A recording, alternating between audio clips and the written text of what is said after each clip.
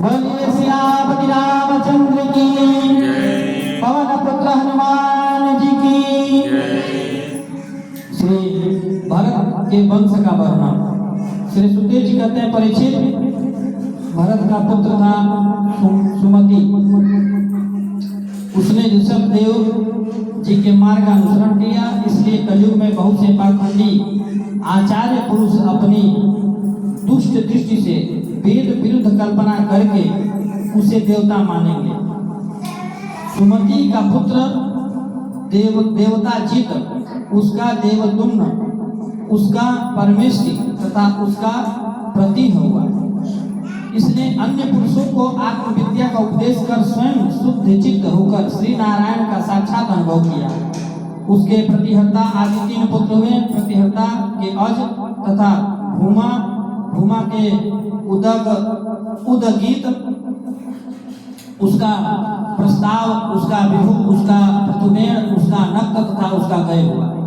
यह गय राज ऋषियों में श्रेष्ठ था। उसकी कीर्ति उदार थी तथा वह भगवान विष्णु का अंशावतार माना जाता था। राजा गय के चित्ररथ आदि 3 पुत्र थे। चित्ररथ का पुत्र सम्राट, उसका मारीच, उसका बिंदुमान, उसका मधु, उसका वीरभद्र, उसका मंधु, उसका यौवन, उसका त्वष्टा तथा उसका बिरजा हुआ। बिरजा के सतजीत आदि 100 पुत्र और 1 कन्या हुई। बिरजा के विषय में यह श्लोक प्रसिद्ध है, जिस प्रकार भगवान विष्णु देवताओं की शोभा बढ़ाते हैं, उसी प्रकार इस प्रियव्रत वंश को इसमें सबसे पीछे उत्पन्न हुए राजा बिरजा ने अपने सुयश से भूषित किया था।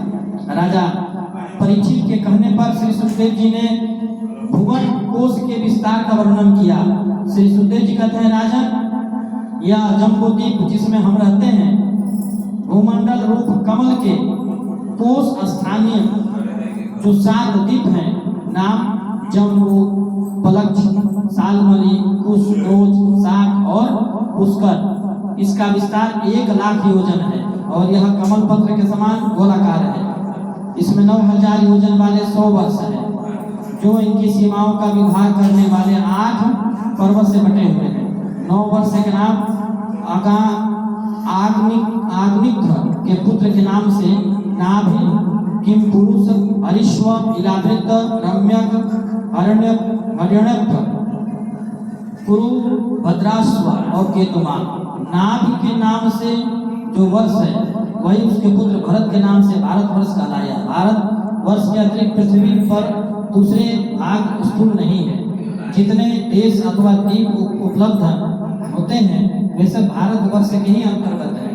वर्तमान काल में एशिया, अमेरिका, यूरोप, अफ्रीका आदि उनका नाम हो गया है, किंतु है वे सब भारतवर्ष के ही प्रदेश विशेष है। भारतवर्ष में ही है, जैसे अमेरिका हो गया, अमेरिका एशिया के अंतर्गत में। वर्तमान काल में एशिया के अंतर्गत में जैसे अमेरिका, यूरोप, अफ्रीका आदि उनका नाम हो गया है, किंतु वे भारतवर्ष के ही प्रदेश कहलाते हैं।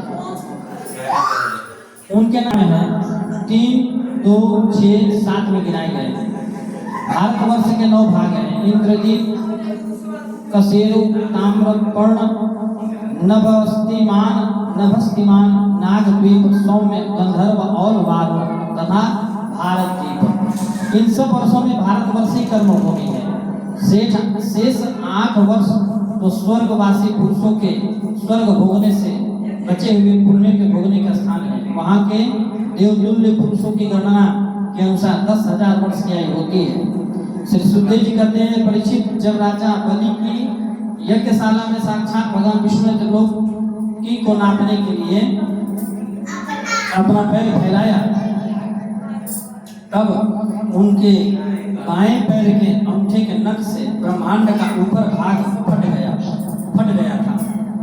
उस चित्र में होकर जो ब्रह्मांड से बाहर जल की धारा आई, वह उस चरण कमल को धोने से उसमें लगी हुई केसर के मिलने से लाल हो गई। उस निर्मल धारा का स्पर्श होते ही संसार के सारे पाप नष्ट हो जाते हैं, किंतु यह सर्वदा निर्मल ही रहती है। पहले उसे भगवतपति ही कहते थे, वह धारा जब हजारों युग बीतने पर भूलोक में उतरी, जिसे विष्णुपद कहते हैं। इसके पश्चात आत्मनिष्ठ सप्त ऋषिगण इसे आदर पूर्वक अपने जटाजूट पर वैसे ही धारण करते हैं जैसे मुमुक्षु जन प्राप्त हुई मुक्ति को। वहां से गंगा जी करोड़ों विमानों से घिरे हुए आकाश में होकर उतरती हैं और चंद्रमंडल को आप्लावित करती सुमेरु के शिखर पर ब्रह्मपुरी में गिरती हैं। वहां से सीता अलकनंदा ब्रह्मपुरी से दक्षिण की ओर गिरकर अनेकों पर्वतों को लांघती हुई हेमकूट पर्वत पर पहुंचती है। वहां से अत्यंत ही तीव्र वेग से हिमालय के शिखरों को चीरती हुई भारतवर्ष में आती है। श्री सुखदेव जी कहते हैं, राजन, इलावर्त वर्ष में एकमात्र भगवान शंकर ही पुरुष है। पार्वती जी के साप से वहां जो भी जाता है वह स्त्री हो जाता है। इसका वर्णन आगे 9वें स्कंद में है।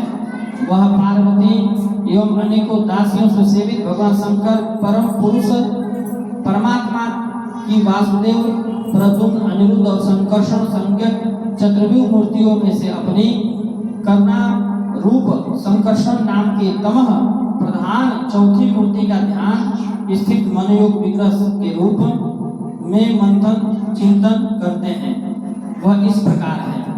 ओम नमो भगवते महापुरुषाय सर्वगुण संखानाय अनंताय अव्यक्ताय नमः इति भजे भजन्नारद पंकजं भगस्तस्य कृतस्मस्य परम्परायणं भक्ते स्वबलं भावितं भुवं भवापहं तं भवभावमेश्वरम्। भगवान शंकर कहते हैं, जिनसे सभी गुरुओं की अभिव्यक्ति होती है, अनंत और अव्यक्त मूर्ति ओंकार स्वरूप परम पुरुष श्री भगवान को नमस्कार है। भजनीय प्रभु, आपके चरण कमल भक्तों को आश्रय देने वाले हैं तथा आप स्वयं संपूर्ण ऐश्वर्यों के भक्तों के सामने आप अपना भूत भावन स्वरूप पूर्ण दया प्रकट कर देते हैं तथा उनके संसार बंधन से भी मुक्त कर देते हैं, किंतु अभक्तों को उस बंधन में डाल देते हैं।